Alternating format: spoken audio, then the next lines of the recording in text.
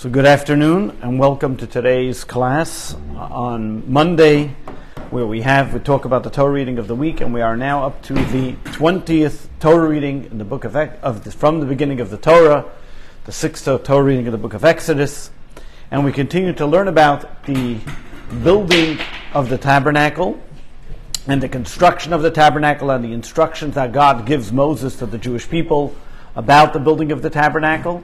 And this week discusses at length not only the building but also the garments that the high priests wore and the detail of the work that was done in the tabernacle. With everything that's going on in the world, the bottom line is that most of us, I should say, go to sleep at night, live a normal life, go to regular weddings, go to restaurants, do what we need to do in the malls, and whatever has to be done. And meanwhile, unfortunately, it's over 100 days already that over 134 Jews are held captive by the enemy of the Jewish people who are savages and couldn't care less to do what they wished and how they do to our own brothers and sisters.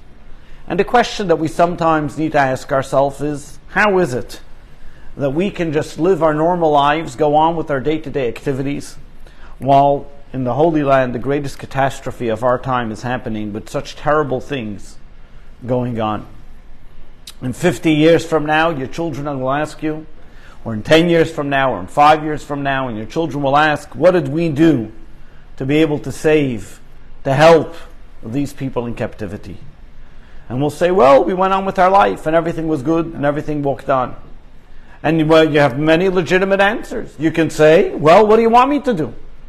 I'm not a politician. I'm not a statesman. I'm not a man of influence. I'm not a person who has the money to be able to buy them out or to whatever it may be. So, Mr. Kraft paid $7 million for an ad in the Super Bowl to fight anti-Semitism. He did his part, but I don't have those $7 million. So what am I supposed to do? But from a Jewish perspective, we know it's not about the dollars and cents. It's not about the politics. And it's not about the money. It's not about the influence. It's about our prayers. It's about our good deeds. And anything we do in the spiritual atmosphere, whether it's taking upon a mitzvah or saying extra tehillim, that has a direct impact, not only as much but even more than all the influence of the politicians and everything else. If you looked just recently, last week, a massive miracle when the Jewish people were able to celebrate the release of captivity of these two special people from Israel, to Fernando Herman and Louis Har, who were in captivity in Khan Yunis, and the Israeli soldiers were able to release them from captivity. But I don't know if you're aware of that the story before that incident, that a week before, this daughter of Louis Har was actually in New York and in Florida, and she went to the Rebbe's Ohel, and she prayed, but even more so, but she committed to lighting Shabbos candles, and her son-in-law committed to put on tefillin every single day. And that was just a week prior to their release from their captivity. So we see a direct correlation. Doing mitzvahs and doing things for the release and for an honor and the merit of these things has an automatic connection. And we have to remember that as much and as great as we maybe think influence we don't have, we actually have a greater influence than we actually do. And what we're going to talk about today is this idea and the secret to Jewish continuity throughout the generations, notwithstanding the atrocities and the difficulties that we've gone through. There was one thing that Jewish people knew wherever they are in the world, that a Jew is never alone. No Jew is ever alone. Every single Jew is part of the entire entity of the Jewish people, and the entire nation of the Jewish people are there to help them spiritually, physically, materially, and emotionally, and anything. And we look today, how many Jewish people, the amount of money, over $1 billion was donated to Israel just since October 7th. People doing mitzvahs around the world, everybody being inspired and awakened to do their part to be able to help and change the conversation. And this is our obligation as well, as we're going to discuss today, especially when there are people held in captivity, as Maimonides codifies it in Jewish law, that every single person needs to do what they can to be able to release them from captivity. And in our job, in us today, our job would be praying, doing acts of kindness, and more mitzvahs in their honor. We're going to be able to understand this by asking one of the most famous questions about this week's Torah reading. And one that is that if any person was to make even a vague reading of this week's Torah reading, you will notice something outstanding, something which probably stands in the face. A question that has been asked for centuries, and we're going to try to answer it with its contemporary application by looking at the different commentators who give their answers of why. The question is, why is Moshe's name not mentioned in this week's Torah reading? That if you were to look at every Torah reading from Moshe's birth, that means not in the book of Genesis because Moshe wasn't born yet, not in the book of Deuteronomy because Moshe is the one saying it, but that means the book of Exodus, Leviticus, and Numbers, Moshe's name is mentioned over 600 times. In every single Torah reading, almost practically every other verse, you'll find Moshe's name. In this week's Torah reading, nowhere is there a mention of Moshe's name. Not from the beginning, not in the end, not in the middle. You will not find Moshe's name. We know this, and we're going to get through the different explanations of why and how and what's going on over here, and from it we will learn the obligation to be there for another Jew. So let's look into this week's Torah reading.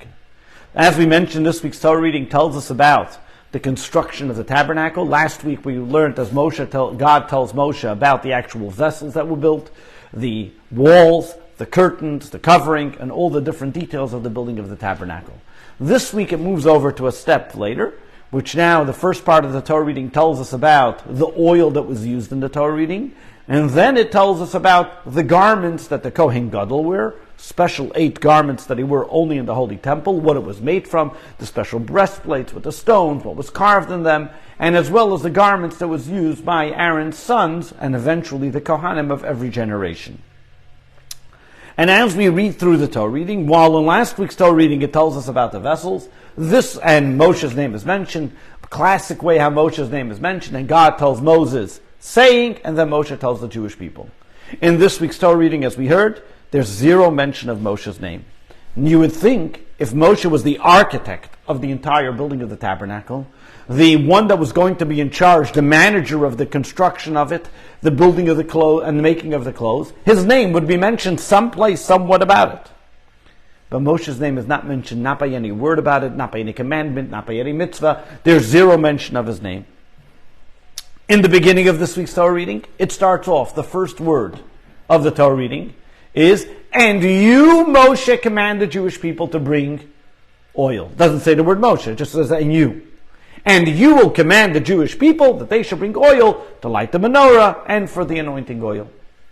Interestingly, if you look the exact same commandment given to Moshe in the book of Leviticus, similar idea, God starts off, God said to Moshe saying, speak to the Jewish people that they should bring oil. Over here it doesn't say that. It starts off, and you bring oil, tell the Jewish people. Who's you? Speaks to saying, the usual way of saying it is not mentioned. And as we mentioned, this is a question that was been asked for centuries, and all different types of commentators give some explanations for it. We're going to mention 3 of them, starting from the ones least known to the ones that are a little more popular. And we'll start with the first one from a very great individual, a Jew that was killed in Spain for the sake of God, for being a Jew, by the name of Shlomo Anstrok, and he says the following. He says, who initially was supposed to be the Kohen? Moshe. Only because Moshe refused to go take the Jewish people out of Egypt. And he said, let Aaron be the one to speak. He's older than me. God said, okay, you want Aaron to go? Aaron will be your spokesman, but you now lost the opportunity to be the Kohen Gadol. Over here, the Torah is telling us something very unique about Moshe. That while Moshe was the one to command and the one that got the instructions from God about the building of the temple, he could have put his name right front and center about it. But what did he do in his great humility? He wanted to give all the attention to Aaron. Because this week's Torah reading talks about the garments that Aaron would wear, Moshe wanted to remove himself in all of his humility from it, that all the attention should be given to Aaron. Even though you might say maybe he has bad feelings that Aaron got it, he was happy that his brother was the one to be able to receive this honor of being the high priest, and he completely dedicated himself without even mentioning his name, so to speak, to show that I have no gripes about it, and I'm more than happy that my brother and his sons are the ones to be able to be the Kohen Gadol.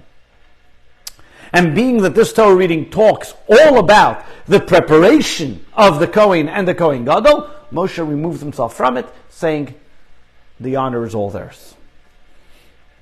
This also helps us understand a very fascinating verse in Psalms, in Psalm 129, I think it is. No, Psalm 139. 134, I'm sorry. Psalm 134, where the verse in Tehillim says something very interesting. It says, Hinei matov ma'anoim shavasachim gam yachad. How pleasant is it that brothers can sit together and enjoy each other's camaraderie?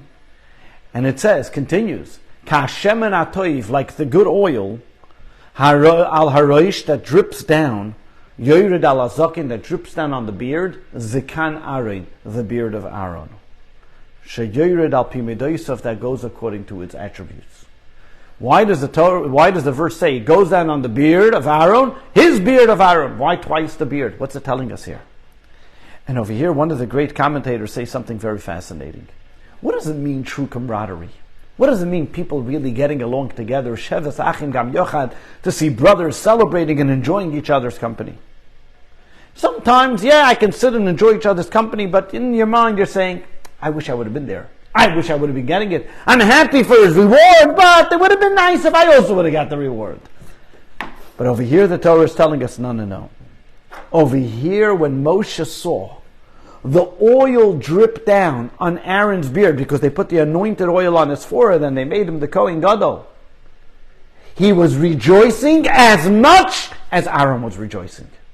His happiness in Moshe, in Aaron's being the one to be the Kohen Gadol, was dripping on his beard just like it was dripping on Aaron's beard. Meaning the beard telling us he felt that enjoyment, that pleasure, that excitement just like Aaron. That's the true meaning of enjoying and camaraderie, sitting together and celebrating with somebody else, that you're able to enjoy as much as they enjoy that they're getting it. In fact, this is a little bit of a payback that Moshe gave to Aaron. Because if you look at Moshe, when God chose him to be the one to take the Jewish people out of Egypt, God tells Moshe, take the Jewish people out of Egypt. What does Moshe respond? I'm not the one to do it, please find somebody else. And so what does God say? Go get Aaron, he'll be your second in command, he'll be your interpreter. You have a problem with the speech impediment, Aaron will be to say the words for you. Now think about it. For a year, because that's how long all the plagues took, Aaron was the second in command of Moshe. Basically, Moshe said the words, Moshe was the figurehead, and Aaron said, yeah, that's what he said. He was like, seemingly, he was his older brother. Aaron was older. And he was giving honor and respect to his younger brother. And happy for the fact, and if you look in the words, God says, Aaron will come, he will see you, and he will rejoice. He'll be happy that you were the one chosen by God. He had no gripes about it. He was happy that Moshe was the one to be the leader of the Jewish people. And over here, Moshe returns the favor. You were happy about me when I was chosen by God. I am happy about you that you were chosen by God to be the Kohen Gadol. And for that reason, his name is not mentioned in this week's Torah reading, to show his absolute joy and rejoicing in the fact that his brother was the Kohen Gadol. That's one answer. A second answer is brought by a student of the Baal Shem Tov, Rabbi Nachum Menachem of Chernobyl, and he said as follows. If you look every year when we read the Torah reading of Tetzaveh, always comes in the week of the 7th of Adar. 7th of Adar was last Friday, so it's close to it, but many times when it's not a leap year, it's actually the actual year. And the 7th of Adar is always in the week that Moshe's name is not mentioned. That's week Torah reading. What does Moshe's passing symbolize? He's not here. What does the Torah reading symbolize? Why is his name not mentioned? It symbolizes that Moshe passed away in that week. But it tells us even more so. What does the Torah reading begin with? V'ata, that you, Moshe, command the Jewish people. Over here, the Torah is teaching us the greatness of a tzaddik. A tzaddik, even after he passes away, he exists within this world even more than while he was alive. meaning that his influence, his passion, his teachings continue to live on. Because a tzaddik's life is not made of flesh and bones, a tzaddik is spiritual, all his actions that he did. And therefore the Torah says, V'ato Tetzaveh. In this week you will not see Moshe's name, meaning that Moshe passed away. You think he's gone? You know, V'ato, the essence of Moshe is really there and continues to live on. We mentioned this once before about the concept of Purim, and I think last week we spoke about it. Just a quick, it works in as well. Is when Haman made the lottery of when Purim should be. So he picked the month of Adar, thinking that in the month of Adar Moshe died, so therefore it's not a good month for the Jews. So therefore he said it's not only Moshe died, and therefore I'm going to pick that month. What did a voice from heaven come out? Little do you know, Haman, not only was Moshe died, but he was also born in that month. What was the point of it? What do I care if Moshe was born, but the bottom line he died? Because he didn't know what a tzaddik is all about. Just because a tzaddik is physically not here, he still continues. And that's why who was the one that saved the Jewish people? Mordechai. Because Mordechai in his generation was like Moshe of the generation. Because the Moshe of the generation continues to be the inspiration. He may not be there physically. So you thought, Haman, Moshe died, so therefore you can do what you want with the Jews? No, Moshe's influence continued to protect the Jews in every generation and continues to protect us until today. Because the tzaddik, just because he passed many years ago, doesn't change his influence, his excitement and connection with the Jewish people. That is the second explanation that we bring about of why Moshe's name is not mentioned. But there's another third explanation, which is probably the most famous of all. And this third explanation is brought by Rabbi Yaakov, the son of Rabbeinu Asher, known as the Baal HaTurim. He was a codifier of Jewish law. His father was the Rosh, Rabbeinu Asher, one of the first codifiers of Jewish law. He's also found in the commentaries on the Chumash. And you see a lot of times he does numeric gematria, it's called, like numeric different combinations to see and teach different explanations. And he says this. He says something very interesting.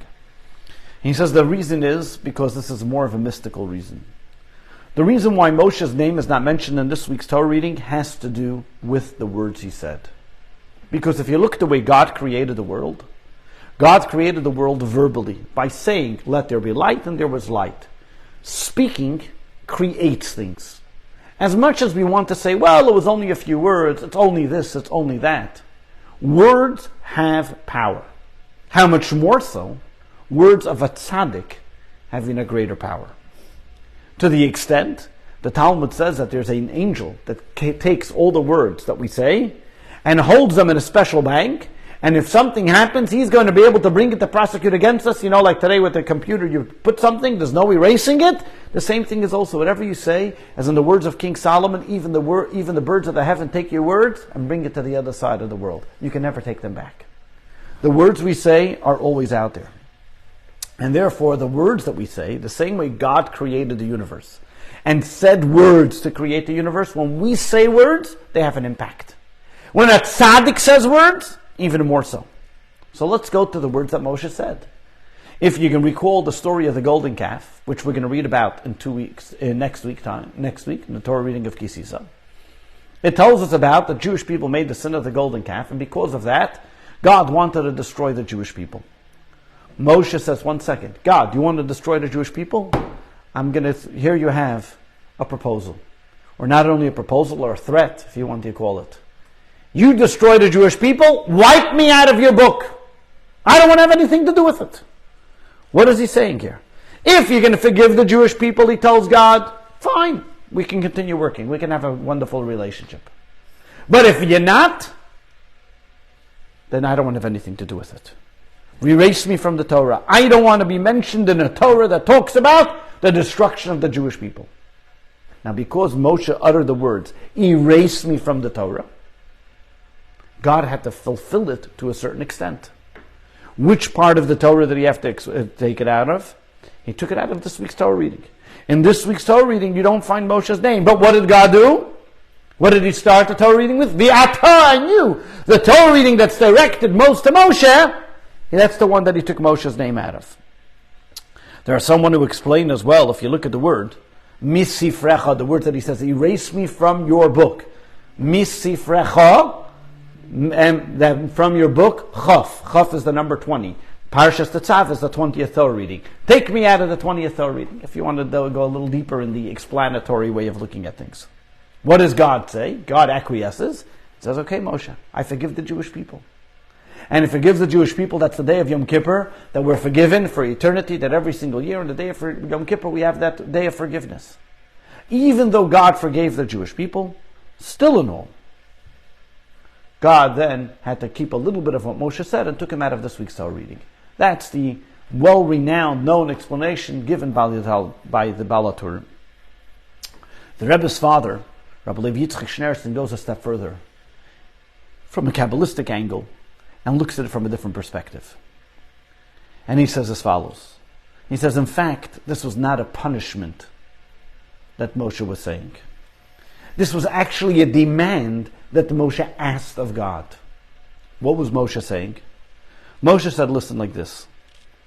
If you're going to forgive them, great. But whether you forgive them or not, take me out of your book. What does it mean? Why was Moshe saying that? Why would Moshe tell God to erase me from your book? Because what's going on over here? What was God's plans initially? When he said, I'm going to destroy the Jewish people because of the sin of the golden calf. So there were going to be no more Jewish people. What was his plan?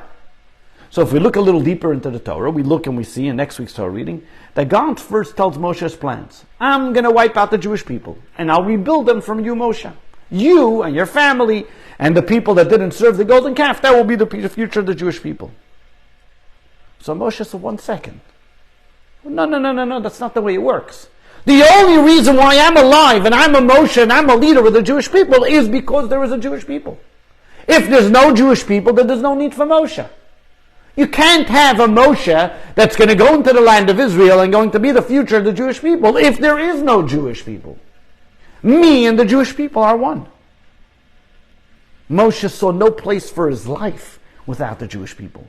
He understood that there's no such thing as separating the Jewish people. All the Jewish people are one organism. They're one unit. And you can't say, I cut off this piece, but I'll save this piece. You cut off one hand, you're cutting off the whole hand of the Jewish people. We can't have that. And therefore Moshe tells God, my existence, I don't exist if you erase the Jewish people. Yes, it's very nice that you want to forgive them. But if there's no Jewish people, I don't exist. And what did God do over here? That means when God continued to take out Moshe's name from the Torah reading of Parshas Tetzaveh, what God was actually doing over here was, he was showing the unique quality of the self-sacrifice that Moshe had. If you look at it a step further, and something fascinating. These exact words that Moshe tells God, if not, erase me from my book, the Rebbe says, look a little closer. It's chapter 32, verse 32. Even more so. The Talmud discusses it in the Tractate of Brachos on page 32. Do you know what 32 is in Hebrew? Lamed Bet, which means heart, leiv. What over here is the Torah is telling us in a very codified way that this is the heart of the Jewish people. The heart of the Jewish people is Moshe's telling you what the heart of the Jewish people, how did the Jewish people beat? How are they alive in all these generations? Is because there are leaders that recognize that we're inseparable. Because Jewish people identify with one another and recognize that we are all about each other. What was Moshe? From day one, he was able to be a mature boy, walked outside, walked into Egypt and said, how are the Jewish people doing? And he looked and he saw the suffering of the Jewish people and he said, how can I help them? What can I do for them? His whole life was about the heart of the Jewish people. And this is where Moshe stands up and says, if they are not alive, I'm not alive. If they don't exist, I don't exist. The Jewish people are one unit. This is what the Torah is telling us. Why is Moshe's name not mentioned in Parashas Tetzaveh? Is because he was the heart of the Jewish people. And therefore when God made that threat, so to speak, I'm going to destroy the Jewish people, Moshe says, listen here, that's your choice, but then I don't have a job. There's no purpose for me. I have no reason to exist. The whole point of the leader is because there's a nation. The whole part of the nation needs a part. Every single Jew is connected with one another. And Moshe put this in the Torah because he wanted to teach every single Jew for every generation to know that we are all part of one unit. We are all one heart beating together. And when one Jew ceases to exist, we all cease to exist. And when one Jew celebrates, we all celebrate together. One Jew is happy, and same in unfortunate times. Where do we see this even closer in the Torah? And we go to the book of Leviticus. And the book of Leviticus tells us of how we have to look at the world, not only at the world, but at every situation that we're in, to make sure to say, I'm fine, and therefore everybody else can just work it out on their own. Our responsibility and obligation that we have to events around us. The Torah in the book of Leviticus chapter 19, verse 16, the Torah says, Lo yisamoid al dam reyecha. You cannot stand here while you see your brother's blood being spilled. One of the things that we have in America, while there is a wonderful Good Samaritan law, that if I happen to help somebody, then you can't sue me. But there's no obligation, according to United States law, that if you see a person drowning, that you have to jump in and drown them, save the guy's life, even if you're a lifeguard. The only obligation is if on your license plate, I think it says EMS or something like that, then you might have an obligation to stop by a car accident, and even so, if there's already an ambulance there, you don't have to, and whatever it may be. But there's zero obligation for a person to stand up and do anything. You can go to sleep, you can watch a person being murdered in front of you, you don't even have to call 911. And unfortunately, time and time again, there was a famous story in the Bronx in the 1960s where a person heard a woman being murdered and never bothered to call anybody. And there's nothing. In America, everybody can just drive into their driveway, close the garage behind them, go to sleep. You don't bother me, I don't bother you. And unfortunately, this is the way we live our lives in many ways. In Israel, and according to the Torah, there's actually a law that if you see somebody that's being in a life-threatening situation, as long as your life is not in danger, instead it's a separate discussion if you have to put your life in danger to save somebody else's life, but you have an obligation to save that person, at least call 911. In Israel, I think there's even a year imprisonment if you watched the scene and you didn't do anything for it, and so on. But what is it? What is to what extent, the question is, do I have to go in saving that person's life? How much do I have to do? I got my own problems, I can say. I have to go, I have to have an appointment, I have things to do. What, I'm going to go stop and help every person that needs to have a flat tire on the road? Where does it end? Where does it begin? And to what extent, and to what responsibility, what do I have to do to be able to do it? And Rashi writes a certain category of what person has to look at it. And Rashi says as follows. The Torah says, Lo yisamid al dam reyecha, do not stand while your brother's blood is spilled.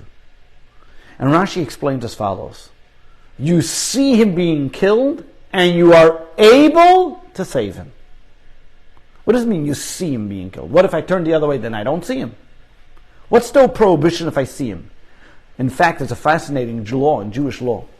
If, let's say, a rabbi in this community are taking a stroll on a brook, and they see a woman drowning, and I specifically say a woman drowning, and they all know how to swim equally, who do you think is obligated to jump into the water and save the woman? The rabbi. The rabbi shouldn't tell his assistant, go call a lady to do it. No. Well, because the rabbi has to be an example and show that if this is, even on Shabbos, of saving another life, and you can save him, save that person, even if it's a woman, you have to jump in and save that person. Over here, what is Rashi telling us? If you see somebody else drowning, or you see somebody else in a life and death situation, and you are able to save them, you have the right to do it. Not only the right, the obligation to do so. You shouldn't say, I'll turn around, I never saw that, never happened, and just keep on walking. Why does Rashi have to say this? Why does Rashi say if you see it? And the Rebbe explains this fascinating thing. Because Rashi is telling us and putting a pointer on something very important. When you see something, it's because it's for you to be seen. It's for you to say something. The very fact that God made something happen, that you should be the one to see it, means that you have the opportunity to do something about it, or else why would it come to your hands? The very fact that you see it means that you can do something about it. Well, we have to figure out what you can do. If you can't swim, if you don't have a gun, or whatever it is, call 911, do something you could do. But the bottom line is that the Rashi is telling us the very fact that God made, by divine providence, that you should see this event. There's something you have to learn from it. There's something that you have to do about it. This is not only something that we see just now, but if you look in every generation, the true leaders of every generation, whether it was Mordechai and Esther. Mordechai and Esther, Esther tells Mordechai, what should I do? The king didn't call me in 30 days. If I go inside, I might get killed. We're going to read the story soon on Purim. What does Mordechai tell her? Mordechai says, look, this is the reason why you're in Achashverosh's palace. What do you think there? Just to be able to have the service of the maidservants? No, the reason why you came to Achashverosh's palace is, even if it means to risk your life, you can now go and save the Jewish people. This is your opportunity. Yosef had the same story. Yosef is in prison. He's thinking about his own plight. He was sent away from his family. 20 years he's already away from his family. A young kid accused and framed and everything else. And all of a sudden he sees two people in prison having a troubled day because of a bad dream. He thinks to himself, why did God make me see this? He could have said, yeah, they had a bad dream. Not my problem. I didn't give them the dream. I'm in prison also. Why do I have to deal with this Mishagas? But he said, no. He said, God made this happen that I should see it. There must be I can do something about it. Let me see what I can do. And all of a sudden he was able to help them. And ultimately, that opportunity came and it was even good for him. The same idea is also in our own lives and in our own situations. We look now what's going on in the world. It's very easy for us, to turn the page of the newspaper and not watch that news or not speak about it, not think about it, and live life as it goes on. But as we mentioned in the beginning of the class, Maimonides tells us that when it comes to a person in captivity, we have an obligation to be able to help a person in captivity. To what extent do we have to help a person in captivity? As Maimonides says, there is no greater mitzvah like Pidyon Shvum, like releasing a person from captivity. But to what extent? Well, look what Abraham did. Lot was captured. Og came along and told him that your nephew Lot is captured. What did he do? He gathered his 318 people and said, I'm going to go fight the superpowers of the world. He knew he wasn't going to make it out alive, according to natural means. He also understood that Og came there and told him about it because Og wanted Sarah. But he saw that there was a Jew in captivity. He says, I'm going to go and do something about it, or else why did I get the message? Abraham didn't go, he was a very rich man. He didn't go try to bribe them. He said, no, I'm going to put my muscle to it. I'm going to fight and I'm going to get him out. You may ask, what gave him the right to put his life in danger?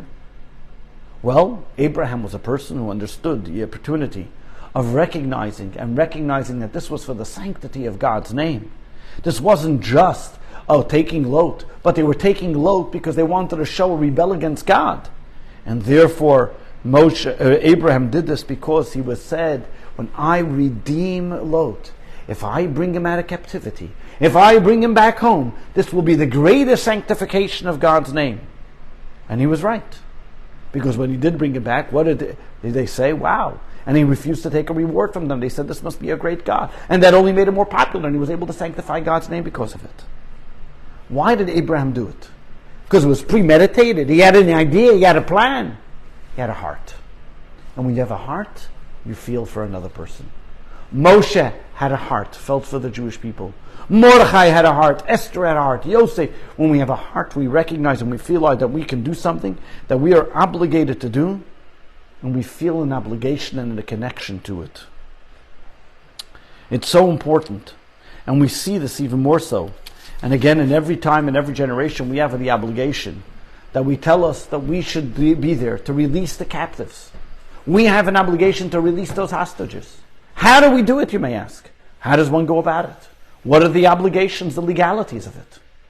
The Mishnah in the Tractate of Gittin says one shouldn't pay more than their value. Should we release all the Palestinian terrorists to be able to get those captives? We don't see Abraham did that. We don't see he bought them off. And in fact, the Talmud says we don't give more than the value. And the Talmud gives two interesting reasons why you don't pay more than the value of a captive. Because it was a very common thing that they would come and they would sell captives as slaves, and when it come to a Jewish captive, they knew they would get more money. So the Talmud says if we're going to keep on paying a higher price for captives, they're going to keep on taking more Jewish captives, and it becomes a vicious cycle. Another reason why the Talmud says it is because ultimately it's going to become too big of a tax on the Jewish people, and we're not going to be able to afford it. So the Talmud says over here, technically we should pay what we can. The only reason why we don't is because A, it becomes too much of a tax on the Jewish people. B, it's going to entice them to take more captives. There's a very famous story of the heroism of the Maram of Rothenburg. He was a mayor of Rothenburg. He was a very great scholar, one of the first teachers of the Ashkenazic scholars of codifiers of Jewish law. And in about the 13th century, he in 1286, he was arrested and sentenced to prison by the German Caesar at the time. And the Jewish people wanted to release him from captivity and pay a lot of money to be able to get him out. And they were willing to take a lot of money to let him out. And he said, absolutely not.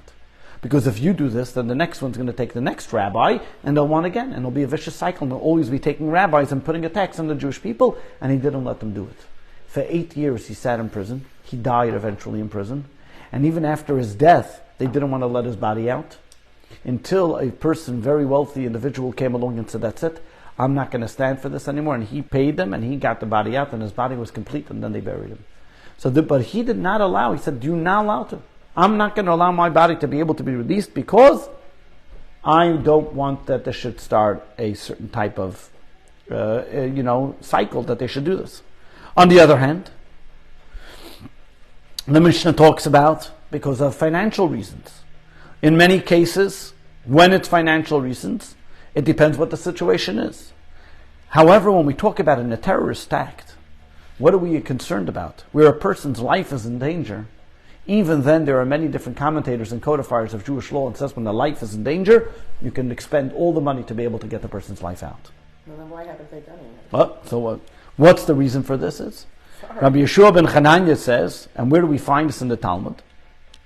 That's if there's money, if they'll take a financial incentive, and we're going to get to that in a moment. One of the sources we find for this, Rabbi Yeshua ben Chananya was a great scholar of the Talmud, saw a child that was a captive in the bunch of the Roman captives, and he asked the child, he says, how did you end up here amongst the Roman captives? And the child, because he said a quote from a verse, and the child answered the other half of the verse. Rabbi Yeshua said, I know that this child is going to grow to greatness. And he said, I'm not leaving here until we get all the money in the world to get this kid out of jail, to get him out of captivity. So we see at some times, as the commentary Tosfos, one of the great French scholars and commentators on the Talmud explains, and says in the case where we see that we could get them out, and it's not a doubt if we'll get them out, we should expend the money to get them out. Or when we see that the person's life is in absolute danger, then we do have to get them out. So what is it? When do we decide to pay more than that amount of money or not? But this is all talking about in normal cases where the people that you're dealing with are interested in money, interested in financial reasons, or whatever it may be. Unfortunately, the people that we're dealing with today are absolute terrorists, and they have one interest and one interest only: death for Jewish people. And as we see, if you, for example, were to say, I am willing to give you 1,000 Jews to get out to get out a captive, are you allowed to do that? Absolutely not. And if we look what happened, even look today, the mastermind of October 7th, this Yamach Shemoy Sinwar, he was already in Israeli prison. Once they saved his life, they took out his cancer. A second time that they let him out. And what did he do? Plotted and prodded against the Jewish people. Every single one of these terrorists that we let out of captivity is just another terrorist that wants to kill another Jew. And therefore, at all costs, we cannot allow to give away terrorists, even if small ones, because they become terrorists that are going to unfortunately kill Jewish people. And therefore, the way to get rid of a fire is not by pouring more gasoline on it. And in our situation we're currently in, the only way to get them out is one thing: is daven to Hashem. Because there's no politician, there's no money, there's no tactic to be able to get them out, because only when we daven to Hashem are we going to be able to get them out. a fascinating thing happened. I remember this was in 28 Nisan, 1990. The Rebbe then said, suddenly came down Mincha. After Mincha, the Rebbe said a very short talk. And the Rebbe said the following words: I just received notice that the PLO is planning to do a terrible thing against Jews in the diaspora. What can we do? I call upon every person to say 5 Psalms of Tehillim, then finish off with Psalm 190, and give tzedakah, and that's the way we'll fend off the enemy. And thank God, we know that nothing happened because of it, but there were plans for the PLO to do a terrible massacre in different places, and it was able to be foiled by the Israelis. What was the Rebbe telling us? The Rebbe was telling us that when there's a problem in the world, when there's a situation going on, it may be in Israel, maybe in diaspora, maybe in Russia, there's one thing that we can do that works. And that is to say Tehillim, to do mitzvahs in their honor and in their merit. But there's a catch to it. What's the catch? It's very easy to get inspired. I take out a Tehillim, I say a Tehillim. My day's going to be great. In the time of the Second Temple, they tried destroying the Second Temple. The wall wasn't going down. And they tried infiltrating into the city of Jerusalem. It wasn't working. But every single day, even while there was a siege, the Jewish people would lower down a basket of money, and the Romans would send back up an animal for them to bring the carbon tamid, the sacrifice, the daily sacrifice. And as long as they were doing that, there was no siege on Jerusalem. The siege did not change the dynamic of the destruction of the Jerusalem. All of a sudden, one day, an old guy sees what's going on. He tells the Romans, "You guys are stupid. You know why you can't destroy the Holy Temple? Is because they're bringing this sacrifice consistently. Stop giving them the sacrifice. You'll see you'll be able to overcome it." The next day, when they lowered the money, instead of putting in a goat or a sheep, they put in a pig. And that began the destruction of the temple. What we see from here is something very fascinating. Doing a mitzvah, saying Tehillim, and doing all these things are wonderful things. But what's most important is to do it consistently. When we take upon ourselves to do something consistently, and every single day, and make it part of who we are, that every single day we take some time to think about our brothers and sisters who are in captivity, to think about our brothers and sisters who are going through pain and suffering, or any person for that matter. But it's not just a one-time event. Okay, I did it, I'm finished, and did my duties. But make it part of our daily routine. We are guaranteed that this will break through the greatest levels of heaven, and we'll be able to see great miracles in this special month of Adar, that we were merited to have the miracle of Purim. So too we will have many more miracles and a greater celebration even than Purim, with the coming of Moshiach may be now. Amen.